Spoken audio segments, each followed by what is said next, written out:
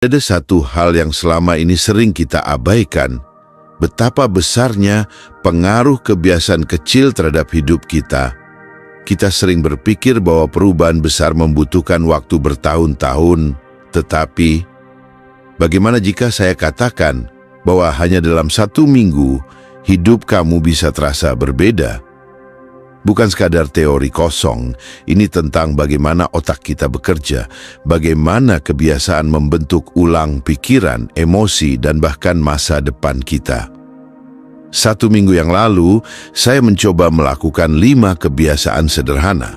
Tidak ada yang ekstrem, tidak ada yang sulit, tapi yang terjadi justru mengubah cara saya berpikir tentang banyak hal. Ada sesuatu yang aneh.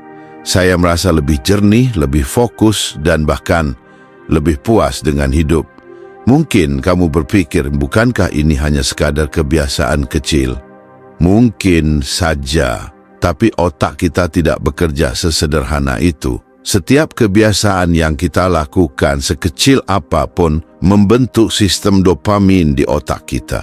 Itu sebabnya kita bisa kecanduan scrolling tanpa sadar, tapi di saat yang sama, kita juga bisa membangun disiplin dengan cara yang tidak kita sadari. Dan ini bukan sekadar perasaan. Penelitian menunjukkan bahwa membatasi waktu layar dapat meningkatkan produktivitas dan kebahagiaan.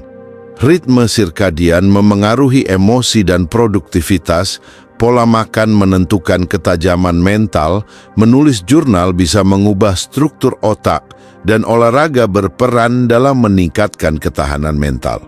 Pertanyaannya, kenapa kita sering mengabaikan hal-hal ini? Mungkin karena kita terlalu sibuk mengejar hal besar sehingga kita lupa bahwa perubahan sejati justru terjadi dalam hal-hal kecil. Atau mungkin karena kita takut mengubah kebiasaan yang sudah nyaman meskipun kita tahu itu merugikan kita. Jadi, inilah yang saya lakukan. Saya mencoba 5 kebiasaan ini selama 1 minggu dan hasilnya lebih dari sekadar mengejutkan.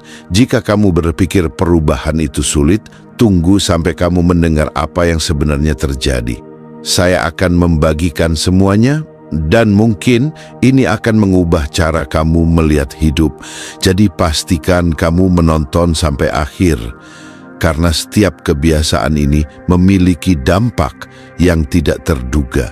Dan jangan lupa untuk berlangganan karena masih banyak hal yang akan kita bahas di sini, hal-hal yang mungkin tidak pernah kamu sadari sebelumnya.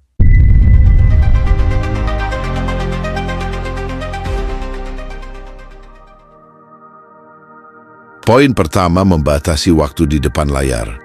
Saya pernah merasa hari-hari saya habis begitu saja tanpa arah. Bangun tidur, langsung mengecek ponsel, lalu tanpa sadar, saya sudah menghabiskan waktu berjam-jam hanya untuk menggulir media sosial, menonton video, membaca berita, dan tanpa hasil yang jelas. Pernahkah kamu merasa seperti ini? Seolah-olah waktu berjalan begitu cepat, tapi tidak ada yang benar-benar berubah dalam hidupmu. Ini bukan hanya tentang kebiasaan buruk. Ada sesuatu yang lebih dalam dari itu. Sesuatu yang bekerja di otak kita tanpa kita sadari. Setiap kali kita melihat notifikasi, membaca komentar, atau menonton video yang menarik, ada zat kimia di otak yang bekerja. Dopamin, neurotransmitter yang bertanggung jawab atas perasaan senang dan kepuasan, dilepaskan setiap kali kita menerima stimulasi digital.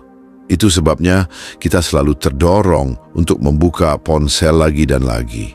Tapi masalahnya, dopamin tidak hanya bekerja untuk memberikan kebahagiaan. Jika dilepaskan secara berlebihan, ia bisa menciptakan siklus kecanduan. Sama seperti seseorang yang terus mencari sensasi dari gula, rokok, atau perjudian, kita juga bisa terjebak dalam pola yang sama dengan teknologi. Semakin sering kita menerima ledakan kecil dopamin dari layar, semakin sulit bagi otak kita untuk menikmati hal-hal sederhana dalam hidup. Membaca buku terasa membosankan, duduk dalam keheningan terasa menyiksa, dan berbicara dengan seseorang tanpa gangguan ponsel terasa tidak cukup menarik. Seperti yang saya bahas sebelumnya, perusahaan teknologi memahami hal ini. Mereka tidak sekadar membuat aplikasi yang bermanfaat, tapi juga membangun sistem yang memastikan kita tetap terhubung selama mungkin. Notifikasi dibuat untuk menarik perhatian kita. Algoritma didesain agar kita terus menggalir tanpa henti. Bahkan fitur autoplay pada video dirancang agar kita tidak memiliki waktu untuk berpikir apakah kita ingin terus menonton atau tidak. Semua ini bertujuan untuk satu hal,